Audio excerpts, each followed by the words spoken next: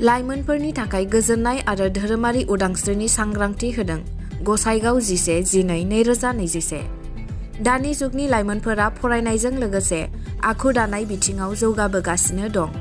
बेजों लोगोसे जिउआव गोजोननाय आरो धोरोमारि उदांस्रिनि फारसे गियान होनो थाखाय खासियाबारि ओनसोलनि लाइमोनफोरखौ लानानै गोजोननाय आरो धोरोमारि उदांस्रिनि आयदा लानानै सांग्रांथि होदों।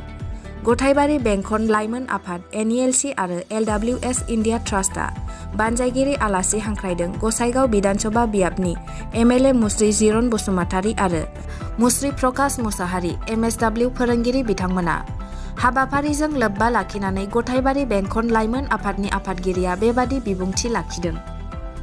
खासियाबारि आर'नाइ प्लेग्राउन्डनि लांगोनायावहाय गथायबारि सार्केल इयुथ कमिटि आरो LWSIT जेखौ लट्रेन उल सार्भिस इन्डिया ट्रास्ट होननानै मिथिनाय जायो, बे मोननैजोंहाय लोगो नांनानै बे मोननै अर्गानाइजेसनजों लोगो नांनानै मोनसे एरियानि थाखाय ओनसोलनि थाखाय कनभेनसन अन पिस होनदों जेखौहाय बे प्रग्रामखौ खालामनाय जादों। आरो बे पिसनि गोजोननि जे प्रग्राम खालामदों बे गोजोननि गेजेरजों जोङो बेखौनो ओनसोलनि जे रायजो राजाफोर बेयाव सानथालि, राभा, बर' स्पेसियेलि बे खासियाबारि ओनसोलाव जोंनि बे माखासे ट्राइबफ्रा दङ हिसाबै जोङो बे रायजो राजाफोरखौ लानानै जोङो बेखौनो मेसेज होनो गोसो जादों।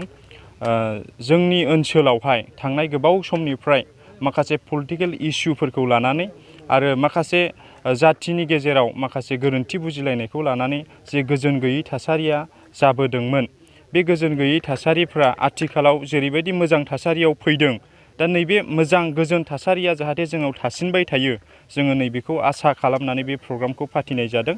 लोगोसे जोङो मिथिगौ गोजोना जोंनियाव थायोब्लासो बिनिख्रुइ साबसिन गोजोनखौ जोङो सानस्रिनो हायो। बेनिखायनो बे गोजोन थानाय समावनो जोङो बिनिख्रुइ मोजांसिन गोजोनखौ लाबोनो थाखाय जोंनि लाइमोनफोरखौ जोङो थुलुंगा होनो बे प्रग्रामखौ खालामनाय जादों।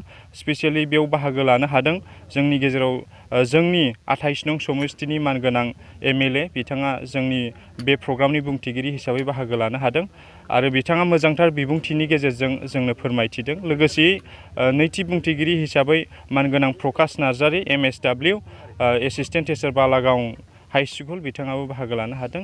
बेजों लोगोसे TCLC चेयारमेन बुरासारानिफ्राय TCLC चेयारमेन, लोगोसे माखासे चेयारमेनफोर खासियाबारि बुरासारा माखासे चेयारमेनफ्रा बाव बाहागो लानो हादों।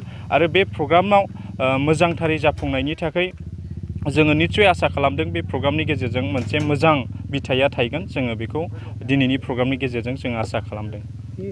थांनाय जेनेरेसनाव जेरैबायदि जोंनि गेजेराव माखासे गोबां बेबायदि थासारि, गाज्रि थासारिनि गेजेराव सोलोंथाइनि बिथिङावनो होना मानो, समाजनि बिथिङावनो होना मानो जौगानाया गोबां खम जादोंमोन।